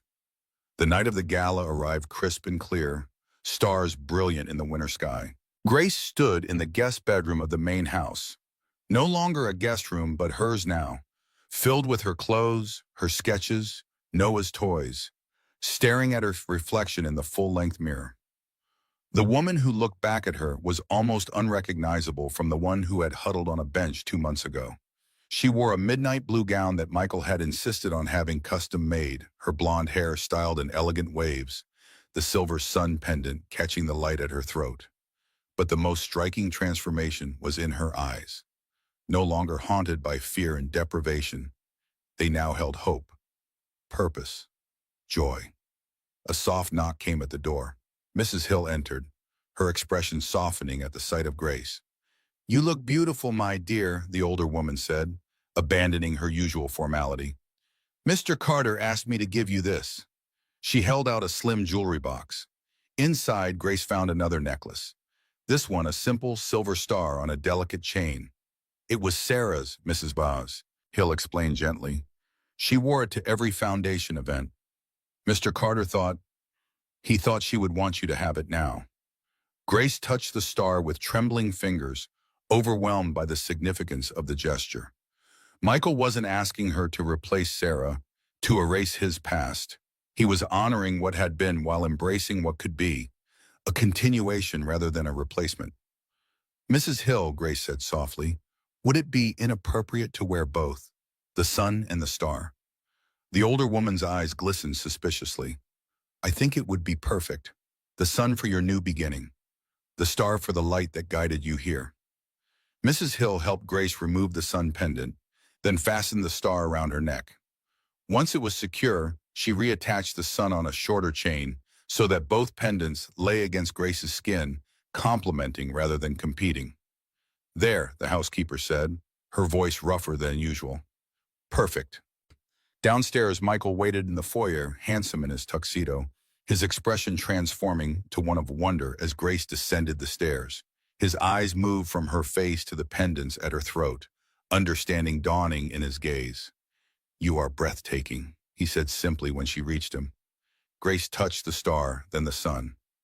Thank you for this, for everything. Michael took her hand, raising it to his lips. Tonight is about new beginnings, he said, about honoring the past while embracing the future. Kelly, stunning in a child-sized gown of pale pink, bounced excitedly nearby. Noah was already asleep upstairs under Mrs. Hill's watchful care.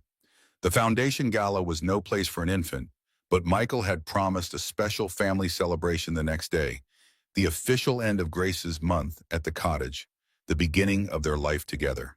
The drive to New York passed quickly, filled with Kelly's excited chatter about the party, about seeing her father's colleagues, about staying up super late like a grown-up.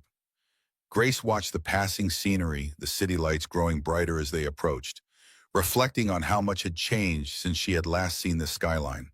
The gala venue was magnificent, a historic ballroom transformed by twinkling lights, flowers, and the design elements Grace had created. Her work was everywhere, the New Beginnings logo she had designed adorning programs, projections, table settings. The sight of her vision realized on such a scale, filled her with pride. Michael kept her close as they entered, his hand warm at the small of her back. Heads turned, whispers followed, but Grace held her head high. She was not ashamed of their story, of how they had found each other, of the love that had grown between them. The evening unfolded in a series of introductions, conversations, moments of beauty. Michael's colleagues were polite if curious, the foundation board members warm and welcoming. Grace found herself genuinely enjoying the gala, appreciating the opportunity to see the charitable work Michael had built, to understand this part of his life. As they circulated among the guests, Michael was called away briefly to speak with a major donor. Grace stood near one of her design displays, admiring how the lighting enhanced the imagery, when a familiar voice spoke behind her.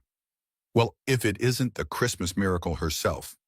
Grace turned to find Victor Reynolds watching her, champagne glass in hand, his expression coldly amused. Mr. Reynolds, she acknowledged, keeping her voice steady. I'm surprised to see you here. His smile didn't reach his eyes. I make a point of keeping my enemies close, Miss Miller.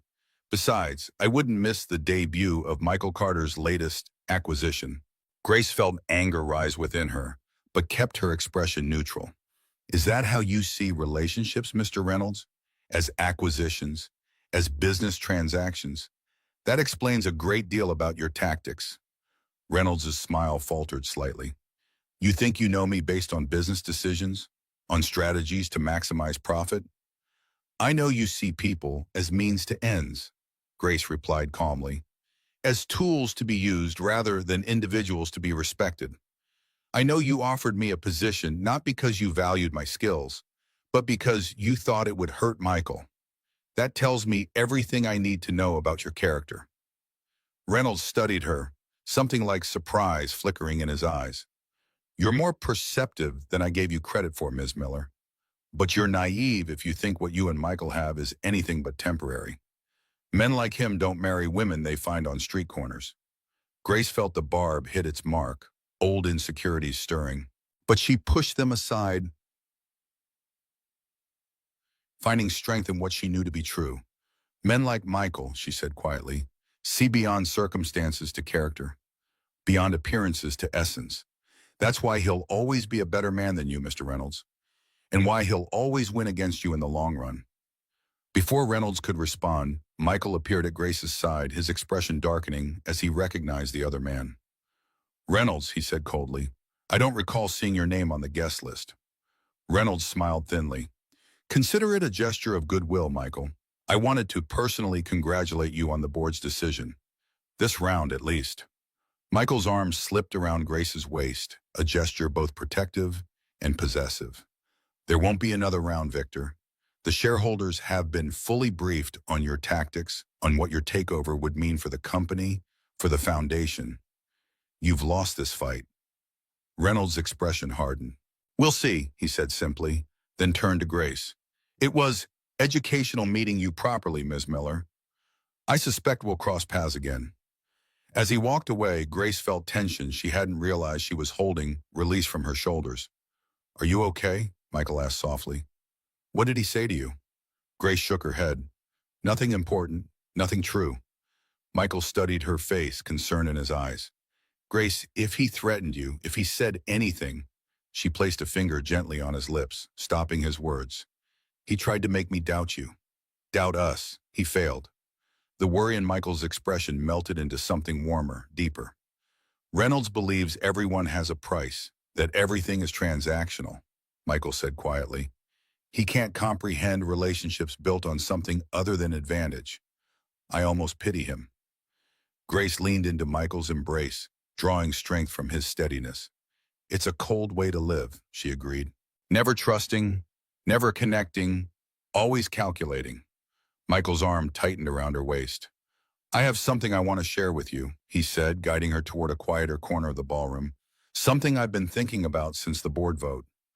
Curious, Grace followed him to a small alcove where the sounds of the gala were muffled, creating a bubble of privacy amid the crowd.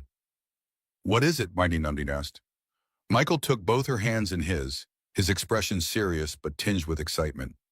"I'm restructuring Carter Investments, creating a new division focused on art investment and promotion, discovering new talent, supporting emerging artists, creating galleries in underserved communities. The board approved it yesterday." Grace's eyes widened. "Michael, that's wonderful, but why are you telling me like this, like it's a secret?" His smile was warm, slightly nervous.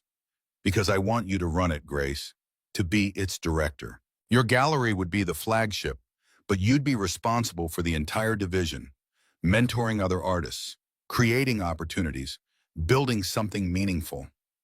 Grace felt the air leave her lungs. This wasn't just a gallery space. This was a career, a purpose, a chance to help others who had been overlooked or abandoned by traditional art institutions. I don't have the experience," she stammered to him. "The credentials." "You have the talent," Michael interrupted gently. "The vision, the understanding of what it means to be excluded, to have doors closed. Who better to open those doors for others?" Grace's mind raced, possibility unfurling before her, not just her own success, but the chance to lift others, to create pathways where none had existed. "You believe I could do this?" she asked, her voice barely above a whisper. Michael's gaze was steady, certain. "I know you can. I've seen how you think, how you create, how you empathize. This isn't charity, Grace. It's recognition of what you bring to the table. It's me seeing you, all of you, not just your circumstances." Grace felt tears threatening, the magnitude of his faith in her overwhelming. "I don't know what to say," she whispered. Michael's hands tightened around hers. "Say you'll consider it. That's all I ask for now." Before she could respond, the foundation director approached, informing Michael that it was time for his annual address. With a gentle squeeze of her hands and a promise to continue their conversation later, he followed the director to the stage. Grace watched him go, her heart and mind full, the possibilities he'd laid before her both exhilarating and terrifying. A gallery of her own was one thing. This was a responsibility, a platform, a chance to reshape an industry that had excluded people like her. As the lights dimmed and attention turned to the stage, Grace found herself holding her breath, caught in a moment that felt like standing on the edge of an entirely new life. Michael stood before the crowd, his presence commanding attention without effort. The foundation's director had introduced him with glowing praise, speaking of the year's accomplishments, of lives changed, of hope restored. Now Michael stepped forward, his gaze finding Grace in the audience before addressing the assembled guests. This year's theme, New Beginnings, is deeply personal to me, he began, his voice carrying clearly through the hushed room. 2 months ago, on Christmas Eve, my daughter Kelly and I encountered a young woman and her infant son at a bus stop. They had nowhere to go, no one to turn to. What happened next changed all our lives. Grace felt every eye in the room turn to her, but she held her head high, unashamed of her past, proud of her journey. That night taught me that new beginnings often come disguised as endings, Michael continued. That hope can be found in the darkest moments. That family isn't always defined by blood, but by love, by choice, by the courage to open your heart again. He turned to Grace, his gaze holding hers across the crowded room. Grace Miller taught me that. She and her son Noah showed me that loss doesn't have to be the end of the story, that second chances are possible, that love can bloom in the most unexpected circumstances. His words touched something deep within Grace, validation not just of their relationship, but of her worth, of her journey, of everything she had endured to reach this moment. The foundation exists to create new beginnings for those who need them most, Michael concluded, to offer not just assistance, but dignity, not just resources, but respect, not just charity, but genuine opportunity. That mission has never felt more meaningful to me than it does tonight. The applause that followed was thunderous, but Grace barely heard it. Her focus remained on Michael, on his eyes finding hers across the room, on the love reflected there. The remainder of the gala passed in a blur of emotions, dancing in Michael's arms, accepting congratulations on her designs, fielding curious but mostly kind questions about their unusual meeting. Through it all, Michael remained by her side, his presence steady, his hand often finding hers as if he couldn't bear not to touch her, not to reassure himself of her presence. As midnight approached, they slipped away from the celebration, Kelly sleepy between them as they made their way to the waiting car. The little girl fell asleep almost instantly as they began the drive back to the city, her head resting against Grace's arm, one small hand still clutching her fancy party favor. "She adores you," Michael said softly, glancing at his daughter. "You've brought something back to her life that I couldn't provide alone." Grace brushed a gentle hand over Kelly's curls. "She makes it easy to love her." Michael's eyes met hers in the dim car interior. "And me? Do I make it easy?" The vulnerability in his question made Grace's heart swell. "No," she answered honestly. "Loving you is terrifying, because it matters so much, because losing it would hurt too deeply." "And yet," he prompted, "and yet I do. Love you with everything I am." His hand found hers in the darkness, fingers intertwining. "I love you too, Grace Miller. I think I have since that night on the bench, though I didn't recognize it then." The city lights reflected in the car windows, painting patterns across their joined hands. In the back seat, Kelly slept peacefully, untroubled by the adult's quiet declarations, by the weight of the moment unfolding around her. "What happens now?" Grace asked softly. "Tomorrow is officially the end of my month at the cottage." Michael's smile was gentle, certain. "Tomorrow is the beginning of the rest of our lives together, if that's what you want." "It is," she whispered, "more than anything." They arrived at the penthouse, Michael carrying Kelly inside while Grace followed. After settling the sleeping child in her room, they found themselves drawn to the balcony, despite the cold. Snow had begun to fall, gentle flakes drifting in the night air, settling on the city below. Michael stood beside Grace, watching the snow, his expression thoughtful. "I had planned to do this at the cottage tomorrow," he said finally, "to bring everything full circle, but I don't want to wait any longer." He reached into his pocket and withdrew a small velvet box. Grace's breath caught as he opened it to reveal a ring. Elegant, vintage, a sapphire surrounded by diamonds that caught the light like captured stars. "This was my grandmother's," Michael explained, his voice steady despite the emotion in his eyes. "Sarah never wore it. She had her own engagement ring. I think it was waiting for you, Grace, for this moment." He knelt before her, snow gathering on his shoulders, his gaze never leaving hers. "Grace Miller," he began, "you came into my life when I thought the best parts of me had died with Sarah. You showed me that the heart can heal, that love can grow and again, that family can be found in the most unexpected places.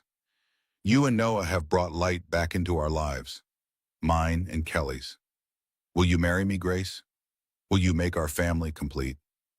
Grace looked down at this man, this good, kind, honorable man who had seen her at her lowest and recognized her worth, who had offered help without diminishment, love without conditions. Yes, she whispered, tears of joy gathering in her eyes. Yes, Michael, with all my heart, yes. He slipped the ring onto her finger, then rose to gather her in his arms, his kiss a promise of all that was to come, a life together, a family united, a love born from compassion and grown into something deep and lasting. As they held each other beneath the falling snow, Grace thought of the long journey that had brought her here, from desperation to hope, from survival to joy, from isolation to belonging. She thought of Noah, who would grow up knowing a father's love, a sister's devotion, a home's security. She thought of Kelly, who had found in Grace the mother she had lost too young.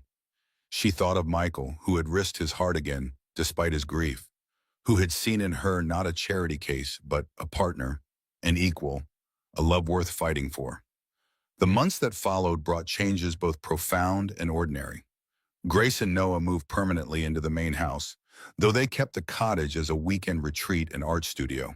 The gallery opened in Greenwich Village under the name Miller New Beginnings, showcasing not only Grace's work, but that of other artists who had overcome significant barriers.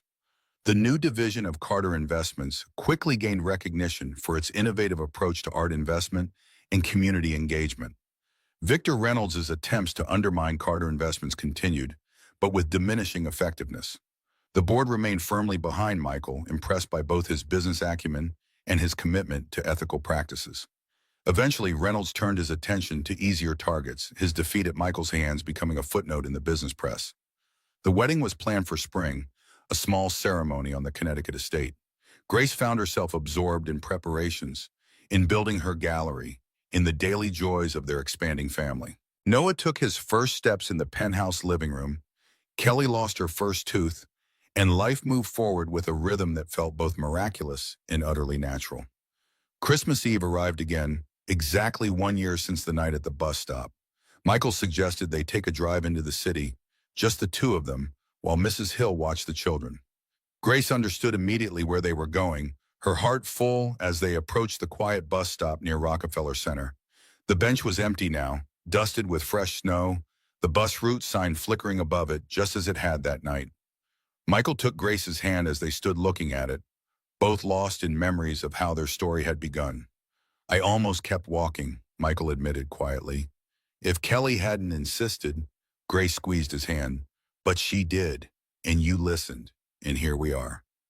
They stood in silence for a moment, snow falling gently around them, the sounds of the city muffled by winter. I want to do something, Michael said suddenly. A tradition, maybe, to remember. He explained his idea, establishing a program through the foundation to provide emergency housing on Christmas Eve for homeless families, ensuring no one would spend the holiday as Grace and Noah had a year ago. Each family would receive not just shelter, but opportunities, education, job training, childcare, whatever they needed to rebuild. We'll call it the Bench Project, he suggested, a reminder that sometimes the most important journeys begin in the most unexpected places. Grace felt tears gather, the generosity of his vision touching her deeply. It's perfect, she whispered, a way to transform what happened to us into hope for others. They returned to Connecticut that evening to find the house aglow with lights, Kelly and Noah waiting excitedly with Mrs. Hill. The children had spent the afternoon making snow angels in the yard, and Kelly insisted on showing their creations before dinner. Hand in hand, the family walked through the snowy grounds to a clearing where 4 perfect snow angels lay side by side, 2 large, 2 small, their wings touching to form a connected whole. Look, Kelly exclaimed proudly, it's all of us. Michael lifted Noah onto his shoulders, the toddler's delighted laughter ringing in the crisp air. Grace watched them, this family that had formed against all odds, this love that had grown from a single act of compassion. Christmas morning dawned clear and bright. The Connecticut estate glowed with holiday decorations, with warmth, with the unmistakable aura of joy.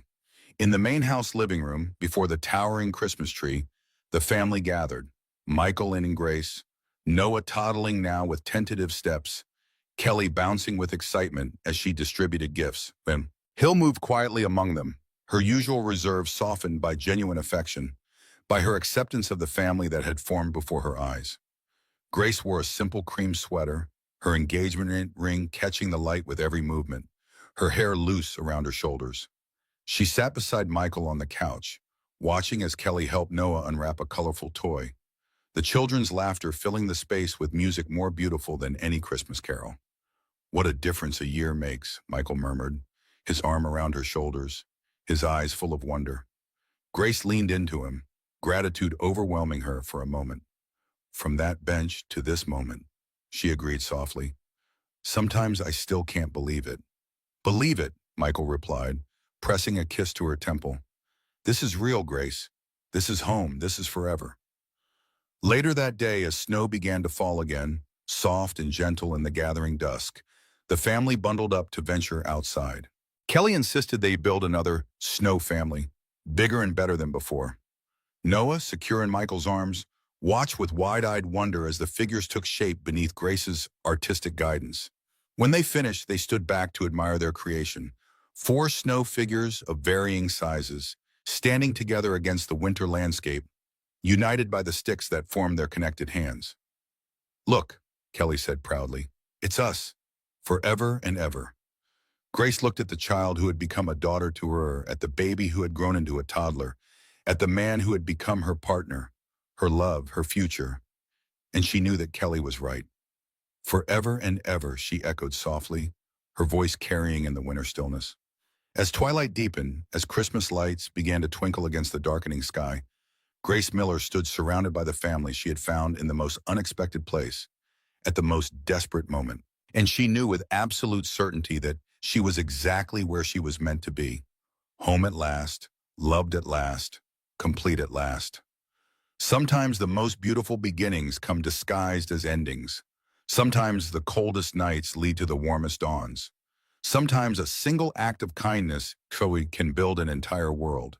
And sometimes, just sometimes, fairy tales come true. Not in the way we expect, but in the way we most need them to.